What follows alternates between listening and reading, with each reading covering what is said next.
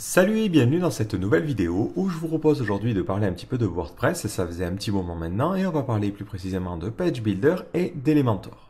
Alors avant de commencer, un petit peu de contexte. J'ai de plus en plus de clients qui me livrent des maquettes de pages assez complexes avec des structures avec 2 colonnes, parfois 3, parfois 4, avec des modules différents et du coup administrer c'est pas forcément évident. Jusqu'à maintenant, soit j'utilisais des méta en rajoutant des champs au niveau de l'administration, mais du coup il y a ce travail mental de se dire à quoi correspond ce champ que je suis en train de remplir au niveau du front. Soit j'utilisais des shortcodes directement au niveau de l'éditeur de WordPress, on met des sortes de petites balises entre crochets et après ça se transforme grâce au code en des petits modules particuliers. Le problème c'est que pour une personne non technique, administrer du contenu avec des shortcodes c'est pas forcément évident. Du coup, je me suis dit, on va regarder un petit peu du côté de l'écosystème des page builders et voir ce qu'offre WordPress et si on peut trouver une solution dans ces outils-là. Alors j'en ai essayé pas mal et je vais vous expliquer un petit peu pourquoi finalement je me suis arrêté sur Elementor. Alors parmi les plus connus, on en a un premier qui est Visual Composer qui est disponible sur CodeCanyon pour à peu près une trentaine d'euros je crois. Donc qui est vraiment pas mal, qui a beaucoup de personnes qui l'utilisent. En revanche, j'ai un petit inconvénient sur l'interface. Dès qu'on veut éditer en fait un contenu, on a cette sorte de modal qui va se mettre au-dessus et je trouve que c'est pas forcément très intuitif pour l'utilisateur final. Du coup, j'ai pas forcément gardé cette solution-là, mais après au niveau des outils qu'il fournit, au niveau des modules qui sont offerts, il y a pas mal de choses. Ceci étant dit, voilà, je trouve que l'interface n'est pas forcément très évidente. Ensuite, j'ai essayé Beaver qui possède pour moi le même problème. Dès qu'on veut éditer quelque chose, on a cette sorte de boîte modale qui n'est pas du tout intuitive. J'ai ensuite essayé Divi qui est passé en version 3 juste avant que je m'y intéresse. Donc Divi propose une interface qui est un petit peu plus sympa avec la possibilité d'avoir les modules en sidebar. Donc ça permet d'avoir les deux l'un à côté de l'autre. Par contre, au niveau de l'interface, j'ai pas forcément trouvé ça très évident à administrer. On a plein de boutons, on ne sait pas forcément à quoi ça correspond. Les colonnes, là, pour les redimensionner, c'est pas évident. Donc, je dirais que c'est la solution la plus plausible, mais pas forcément la plus évidente. Sachant que c'est aussi une solution qui, elle, est payante. Alors, personnellement, j'ai absolument aucun problème pour payer une extension, surtout si elle peut m'économiser une heure de travail, mais ça pose des problèmes plutôt en termes de licence. Comment on transfère la licence lorsque l'on vend le projet. Et le petit dernier que j'ai découvert il y avait un petit moment de cela à travers leur vidéo et qui est maintenant officiellement sorti, c'est Elementor. Donc Elementor est plutôt pas mal parce qu'il est gratuit et open source, ce qui fait que le code source est disponible sur GitHub et si jamais vous repérez des bugs ou si jamais vous avez des changements à y faire, vous pouvez faire des pull requests et du coup le module va évoluer avec la communauté. Sachant qu'ils ont annoncé il y a quelques jours de cela une version pro qui globalement est une version qui introduit des widgets supplémentaires. Donc pour l'instant elle n'est pas sortie, donc je ne pourrais pas vous dire exactement ce qu'il y a dedans. Mais apparemment voilà, c'est vraiment ça, des thèmes et des widgets supplémentaires. Nous dans notre cas, ce n'est pas forcément indispensable. Donc on peut totalement se satisfaire de la version classique. Donc maintenant je le devine, vous avez envie de voir un petit peu comment ça fonctionne. J'ai ici installé un petit WordPress qui est on ne peut plus classique, il est vierge de chez vierge. Et j'utilise le thème 2016, mais on verra qu'on peut changer le thème, ça ne pose absolument aucun problème. Donc pour installer Elementor, c'est toujours le même principe. Il suffit de se rendre au niveau du panneau extension et dans ce panneau extension, on va rajouter une extension qui va s'appeler forcément Elementor. Donc faites attention au niveau du shop entre guillemets, il y a d'autres extensions qui s'appellent aussi Elementor. Vous, ce que vous voulez, c'est vraiment Elementor Page Builder qui a été créé par elementor.com. Donc là, je clique sur installer et automatiquement, ça va télécharger Elementor et l'installer sur mon WordPress. Ensuite, il va se greffer au niveau de l'administration des différents articles et des différentes pages. Sachant que si vous utilisez des custom post types, vous pouvez totalement le régler. En allant dans les paramètres d'Elementor, vous pouvez choisir de l'activer ou de le désactiver pour des types de contenus particuliers. Vous pouvez ensuite le désactiver pour certains rôles. Si par exemple vous voulez que les éditeurs n'aient pas accès à cette interface-là, vous pouvez le faire. Et après, vous avez quelques paramétrages concernant le style. Personnellement, j'ai tendance à cocher ces deux cases-là. Tout simplement, je veux que ce soit quand même mon thème qui pilote l'interface globale de mon site. Je veux pas forcément que l'administrateur puisse changer à la fois la police globale et le thème global. Donc ces cases-là, je les décoche parce que c'est moi, lorsque je vais créer le thème, qui vais préparer les styles entre guillemets des différents modules. Et après, vous avez la largeur de la colonne. Donc ça va être utile pour le système de responsive qui est inclus directement dans Elementor.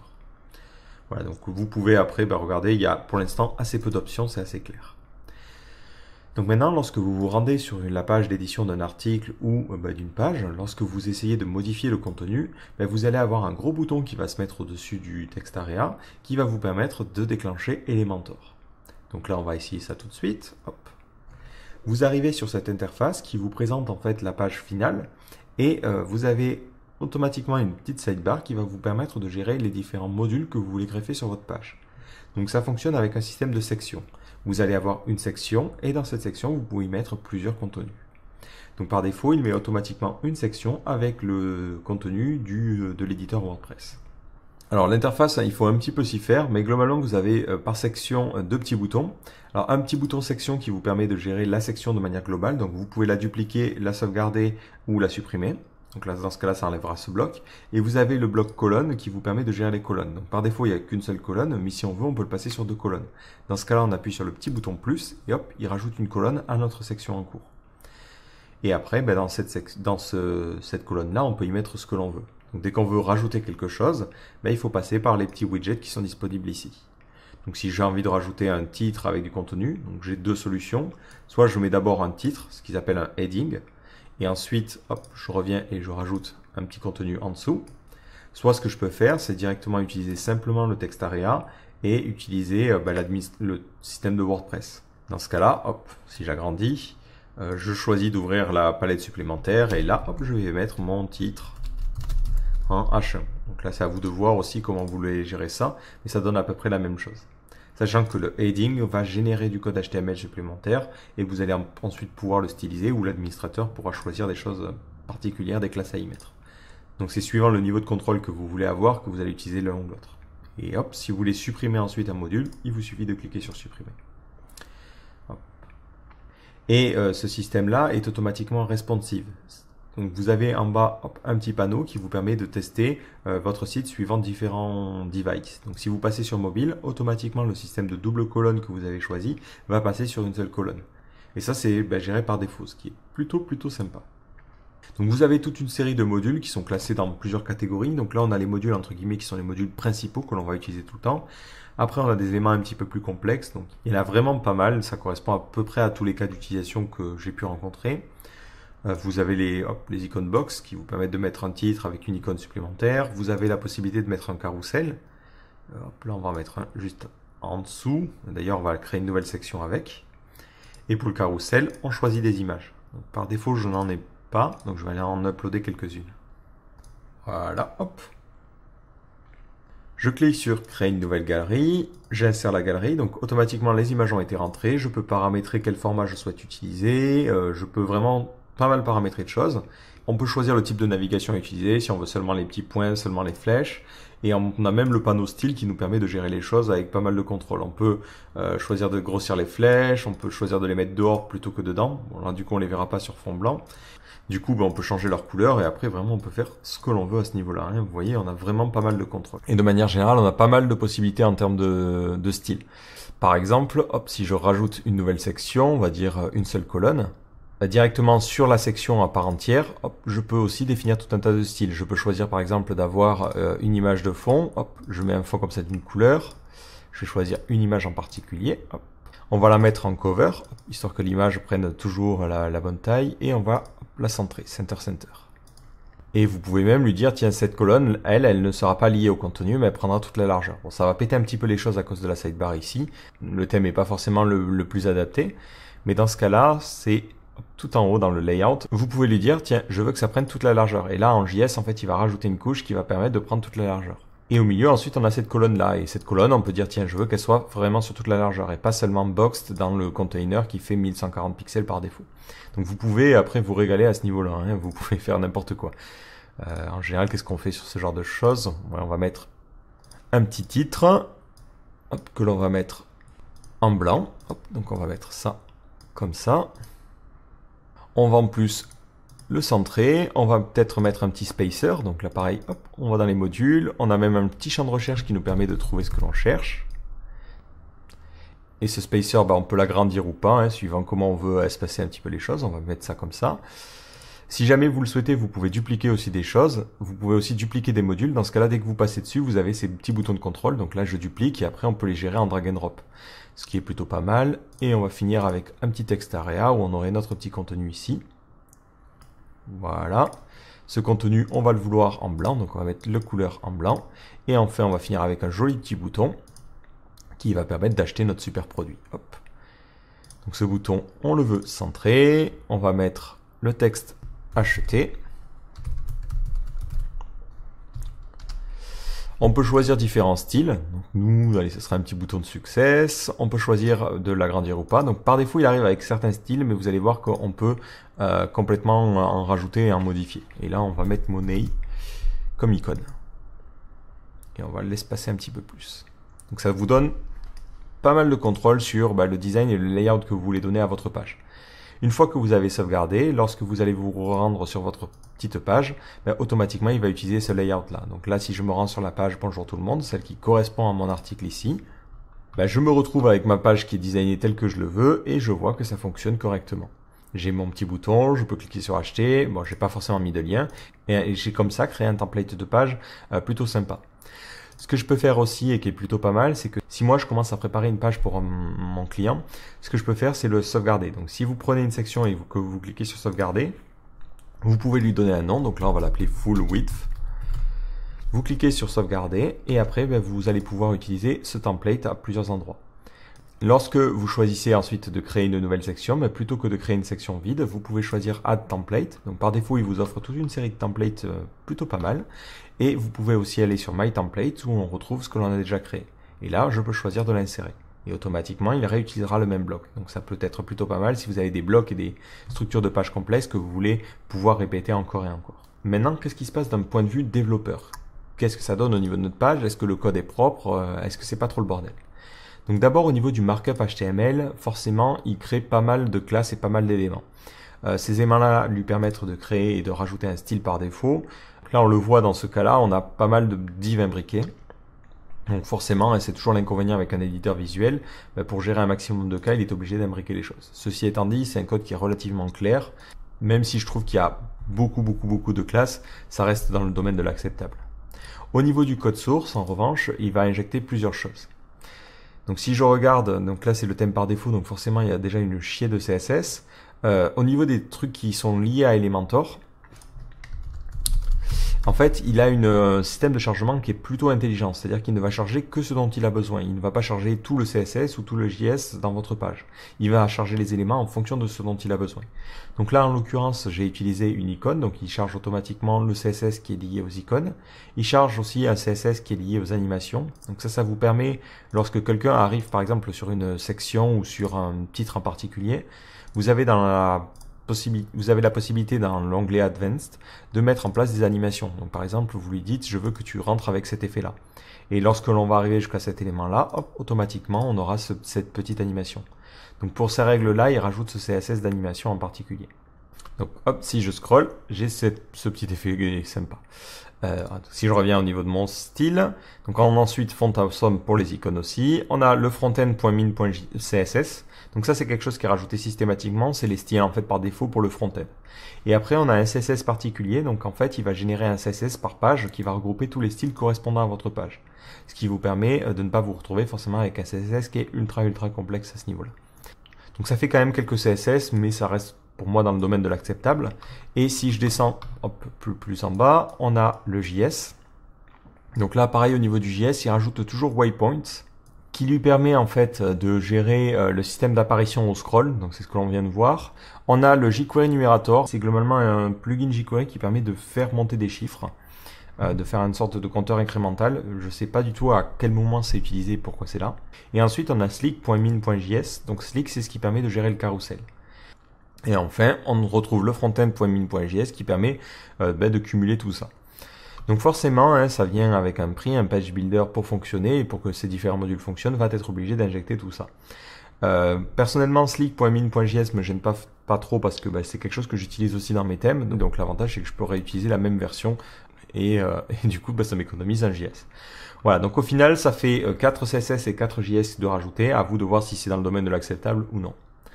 Enfin, dernière petite chose, et c'est ce qui va nous intéresser aujourd'hui, hein, parce qu'on est avant tout des développeurs.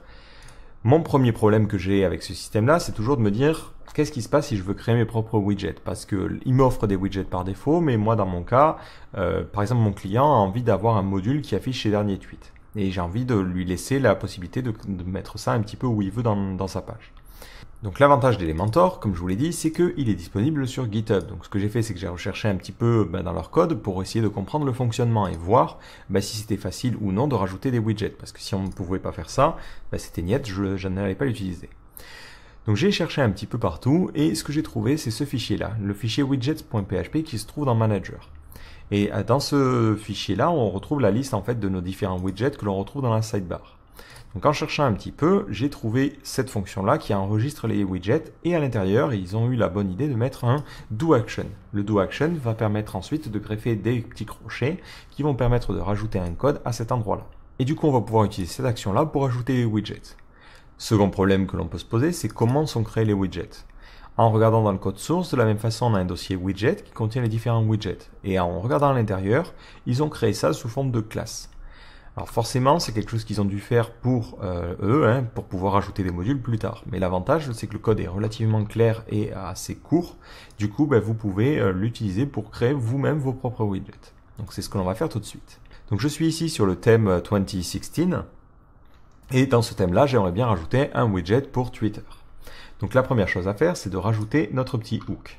Donc dans ce cas-là, on va lui dire je veux rajouter une action et l'action ça s'appelle Elementor/widgets. Et ensuite, c'est l'action widgets_registered. Alors, sachant, je tiens à le préciser quand même, qu'ils ont prévu dans les semaines qui viennent normalement de mettre en place une API développeur. Donc, normalement, on aura une manière officielle et documentée de rajouter des widgets. Ceci étant dit, je pense que ça ne va pas forcément s'éloigner de ce que je vous présente ici. La seule différence, c'est que pour l'instant, il n'y a aucune documentation et du coup, on est obligé de chercher un petit peu nous-mêmes comment ça fonctionne. Mais vous allez voir, le code est assez clair. Et dans cette action-là, on peut choisir de rajouter des widgets. Donc pour rajouter des widgets, si on regarde dans le code du manager, ils utilisent cette fonction-là. Ils font un register widget type et ils lui passent en paramètre une classe qui hérite de widget base. Donc nous, on est un petit peu embêtés parce que déjà, on n'a pas cette classe-là et ici, on n'a pas accès au manager. Et on aimerait bien accéder à cette instance. Donc en fait, il y a la possibilité de récupérer l'instance. Il faut partir du plugin Elementor. Et ensuite, ils ont une méthode instance qui permet de récupérer l'instance du plugin. Et dans cette instance-là, on a widget manager qui permet de récupérer les widget manager. Et de ce widget manager-là, on peut utiliser la méthode register widget type, où là, on lui passera le widget que l'on souhaite utiliser. Donc là, ça veut dire que je dois créer la classe qui correspond à ce widget-là. Donc nous, on va l'appeler tweets. Donc on va créer une nouvelle classe que l'on va créer dans un nouveau fichier, histoire de quand même garder une structure assez propre. Donc je vais créer un nouveau fichier dans un dossier que je vais appeler widgets et je vais l'appeler tweets.php. Donc là je m'en fous de l'autoloading ou de gérer ça correctement. WordPress n'a pas Composer, donc là on peut faire ce que l'on veut. Donc je commence à créer ma classe, je vais l'appeler tweets widget et je vais la faire extends widget base, qui est le système de base d'Elementor. Alors ce que vous pouvez faire ici au niveau de votre système, c'est mettre un namespace si vous avez peur que ce widget là rentre en collision avec d'autres choses. Là pour l'instant c'est juste pour une démonstration, donc ça suffira amplement. Il me le souligne ici en rouge parce que pour que ça fonctionne, il y a une méthode qui est définie en mode abstract qui est getName. Donc il faut implémenter cette méthode là. Donc là je laisse l'éditeur me proposer la solution et je vais donner un nom à mon widget. Donc là il suffit juste de retourner une chaîne de caractères qui contient le nom de notre widget. Voilà, c'est tout ce que l'on a à faire. Maintenant, on peut utiliser ce widget au niveau de ma fonction. Donc je fais un coup de require et je vais charger mon fichier qui se trouve dans widgets et qui s'appelle tweets.php.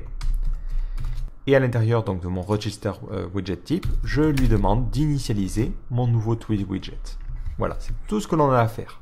Rien qu'en faisant ça, maintenant, si je me rends dans mon administration d'Elementor, je vais sauvegarder les changements et je vais réactualiser la page, on va se retrouver avec un nouveau widget qui va se placer ici, qui est notre widget qui va contenir nos petits tweets. Et là, hop, on a ce module-là, qui a une icône dégueulasse et qui ressemble à rien pour le moment. Donc en plus de la fonction getName, on a d'autres fonctions qui permettent de personnaliser justement ce bouton-là. On a d'abord une première fonction qui s'appelle getTitle, qui va donner le titre à notre widget et qui va permettre globalement de mettre un texte sur le bouton. Donc là, on va l'appeler dernier tweet. Ensuite, on a aussi notre fonction qui va permettre de choisir une icône. Donc là, ça va s'appeler, vous le devinez, getIcon. Donc cette fonction-là, elle doit retourner le nom de l'icône. Alors pour le coup, vous ne pouvez pas mettre pour l'instant une URL. Si vous inspectez votre code, ici, hop, ou même si vous regardez les autres widgets, en fait, c'est la classe, il va la rajouter juste après le EI-icon. Il mettra un tiret suivi du nom que vous allez retourner. Donc ce que j'ai fait simplement, c'est que j'ai regardé à l'intérieur de leur CSS la liste des icônes qui étaient disponibles. Il faut voir plus tard si on peut rajouter nos icônes personnalisées, mais pour l'instant, on est obligé de faire ça. Donc là, je vais mettre une icône de réseau social qu'ils ont déjà, qui s'appelle Social Icons.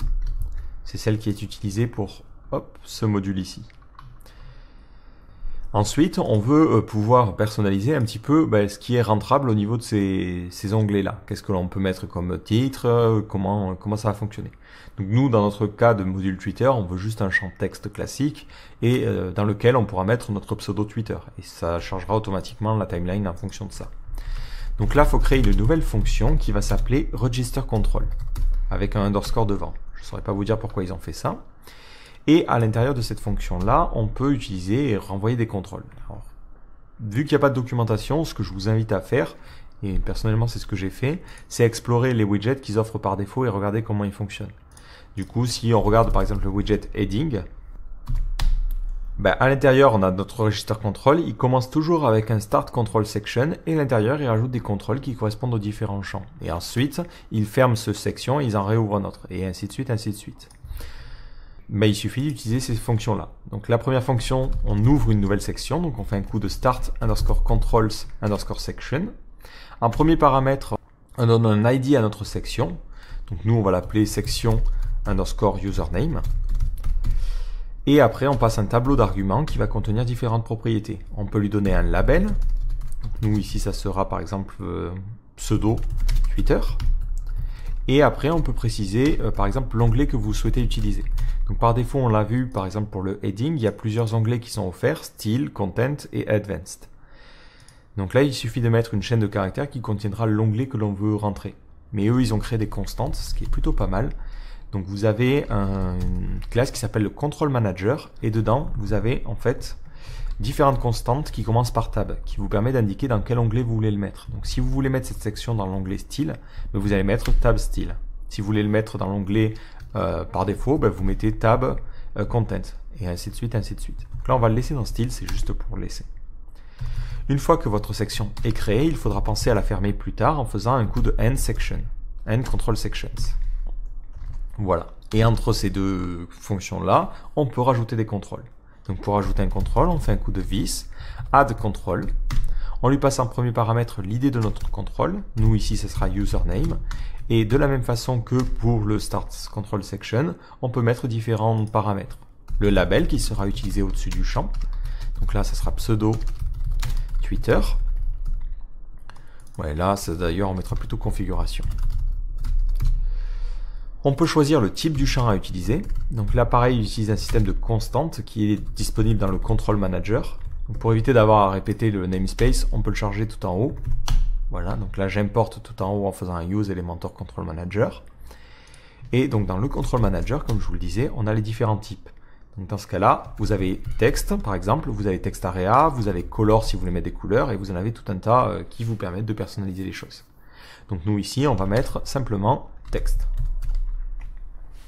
Et enfin, on va mettre un petit placeholder pour guider l'utilisateur, pseudo underscore Twitter. Voilà.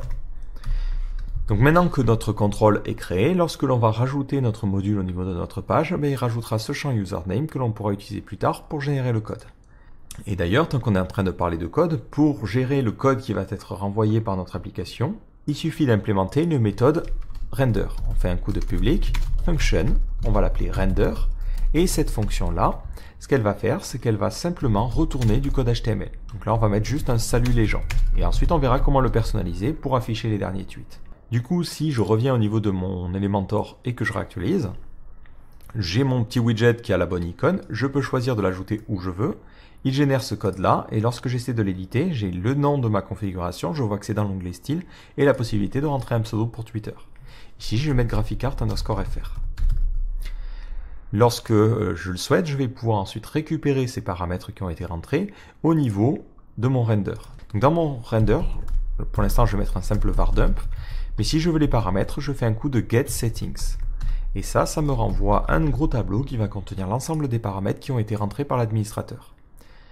Donc là, je vais réactualiser la page un petit coup. Et je vois que j'ai tout un tas de paramètres qui contiennent tout ce qui a été rentré. Donc il y a beaucoup de paramètres qui sont liés en fait à la partie advanced de la section où on peut choisir des marges et des choses comme ça. Mais en dehors de ça, je vois que j'ai mon section username qui correspond à l'ID que j'avais mis au niveau du control section. Et ensuite, j'ai le username qui récupère le pseudo. Donc si je veux afficher le pseudo de l'utilisateur, il me suffit de faire salut suivi du pseudo où là je mets un coup de settings. Donc ça, je vais le récupérer dans une variable que je vais appeler très sobrement settings. Voilà. Et après, je peux récupérer le username en mettant ici un username. Et maintenant, si je reviens sur mon système et que je change le pseudo, il mettra bien salut graphicart._fr. Et je peux comme ça créer plusieurs widgets. Donc là, on va en créer un nouveau. On va l'appeler mes derniers tweets. Et on va mettre un nouveau pseudo. On va appeler ça WordPress. Du coup, à l'intérieur de cette fonction render, libre à vous un petit peu d'y mettre un petit peu ce que vous voulez. Nous, on va mettre un petit H1, on va l'appeler mes derniers tweets. On imagine qu'on a imposé ça entre guillemets au client. Il y aura toujours un H1 qui affichera toujours ce texte. Et ensuite, on met le petit module de Twitter. Donc le petit module de Twitter, c'est d'abord un petit lien. À l'intérieur de ce petit lien, on va mettre un href vers le pseudo. Donc c'est https://twitter.com/ le nom d'utilisateur. Donc vu qu'on a utilisé des doubles quotes, on va pouvoir utiliser une variable username que l'on récupérera juste avant, histoire de nous simplifier la tâche. On ne veut pas avoir à se répéter à chaque fois qu'on a besoin de rentrer le username. Dans ce lien, on va mettre différentes propriétés. Donc on va mettre un data-8 qui va permettre de préciser la hauteur de notre module. On va mettre 360. Hop là, je rentre n'importe quoi à ce niveau-là. C'est l'inconvénient de l'IDE qui complète les quotes. On va mettre un data-link-color qui permettra de choisir la couleur du lien. On verra juste après comment la personnaliser. Donc là, on va mettre du noir. Et enfin, une classe. Donc ça, c'est la classe qui propose par défaut lorsqu'on exporte ce petit module-là. C'est Twitter-timeline. Et à l'intérieur de ce lien-là, on mettra un texte qui sera visible par les moteurs de recherche qui n'interpréteront pas forcément ce truc-là. On va mettre les tweets par et le pseudo encore une fois. Enfin, pour que ça soit converti sous forme de module, il suffit d'utiliser la balise script. On le charge de manière asynchrone. Et là, on va charger le widget de Twitter. Donc c'est platforms.twitter.com/widgets.js.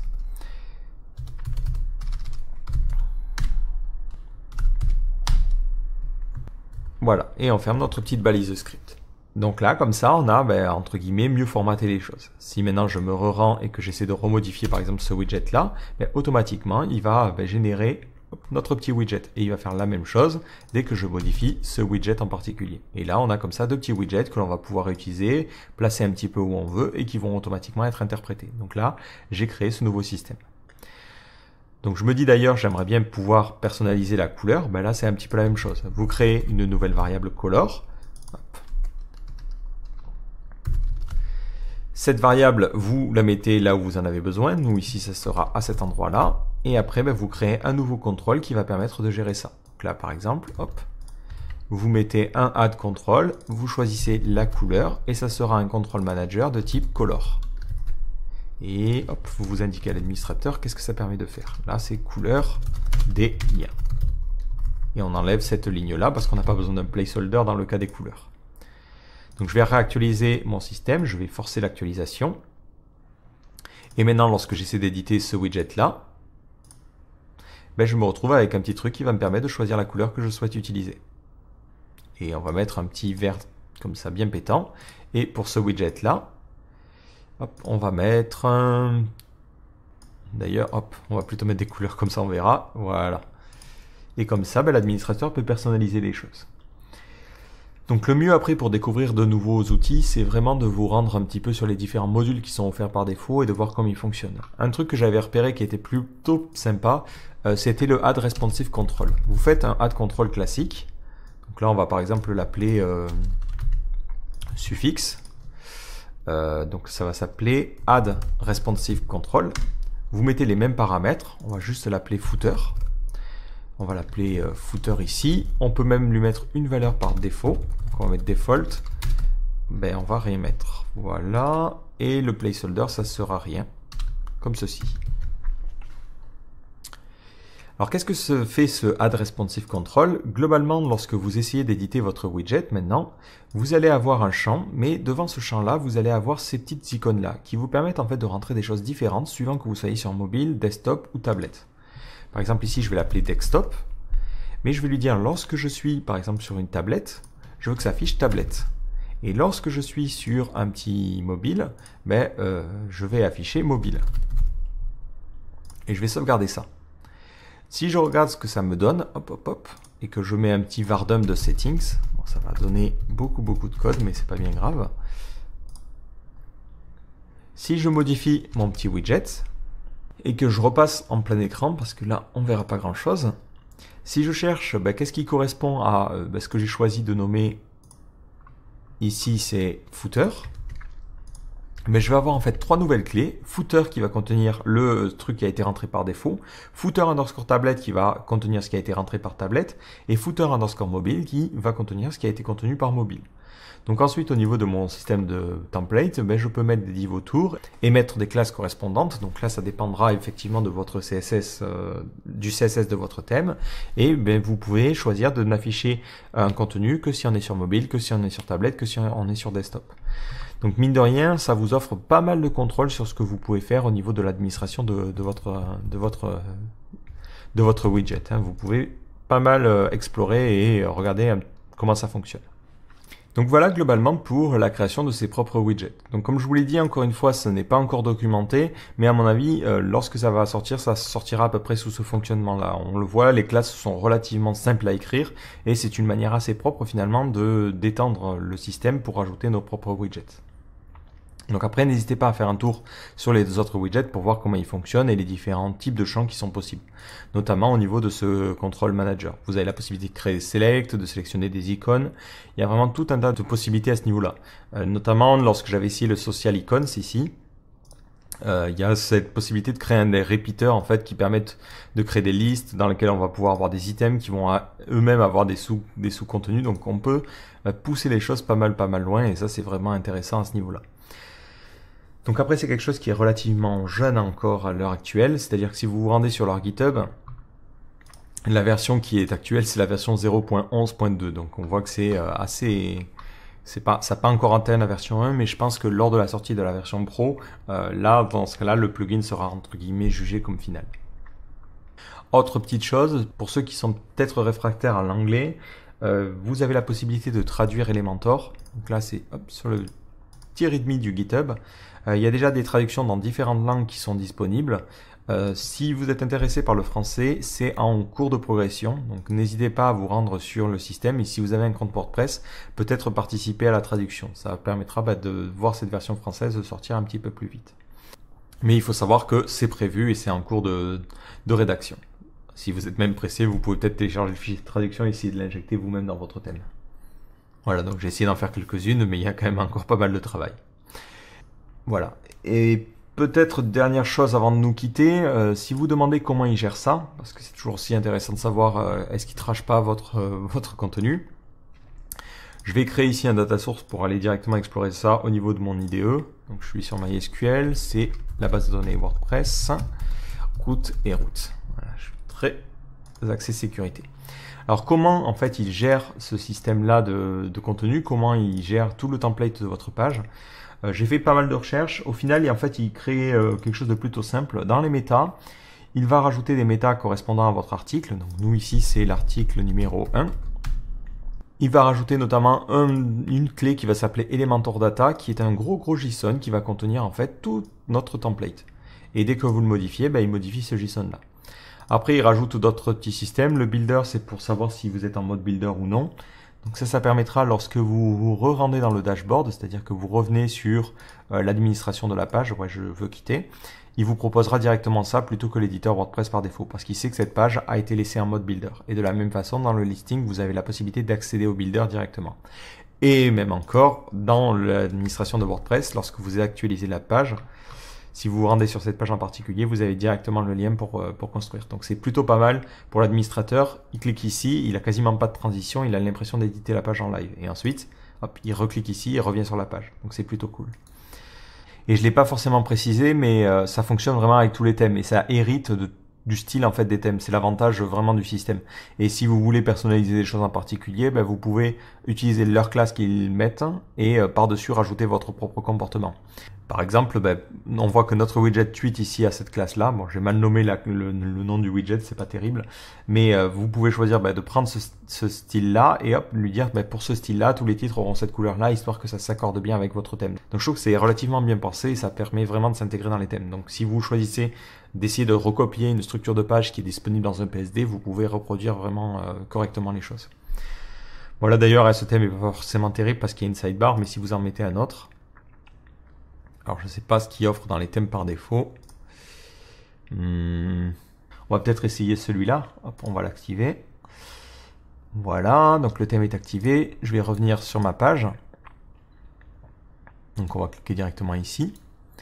Et là on voit, hop, on a notre page. Et d'ailleurs, pour éviter ce genre de problème, comme on le voit ici, où il agrandit surtout, nous on voudrait vraiment que le conteneur fluide soit par rapport à ce parent-là. Ben, vous pouvez prendre le parent.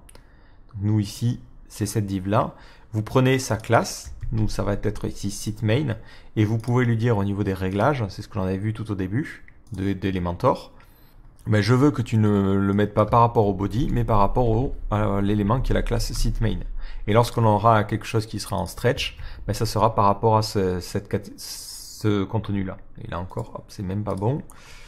Il doit y avoir une sous-div. Ouais, du coup, c'est post ici. Hop. Donc là, hop, on remodifie. Et c'est ensuite la div qui s'appelle post. Donc il suffit de mettre un sélecteur CSS et hop, là, ça s'agrandit correctement. Donc ça s'adapte assez bien à tous les designs. Voilà, et donc si vous aussi vous rencontrez des clients qui vous demandent ce genre de cas avec des templates de pages avec 2 colonnes, 3 colonnes, des widgets en accordéon, des sliders administrables et des choses comme ça, sachez que vous n'êtes pas forcément obligé de vous emmerder avec des shortcodes ou des méta. Vous avez cette solution de Page Builder. Et il faut dire que pour le prix de 0 €, c'est quelque chose qui est plutôt pas mal. Donc à voir ce que va donner la version Pro et comment évolue ce Page Builder dans le futur. Donc j'espère que cette vidéo vous a plu et si vous avez d'autres questions ou d'autres interrogations sur comment on peut faire telle ou telle chose sur WordPress, n'hésitez pas à poster un commentaire en bas de la vidéo, ça permettra d'orienter les futurs contenus sur le sujet. Donc je vous donne rendez-vous dans une prochaine vidéo. Ciao!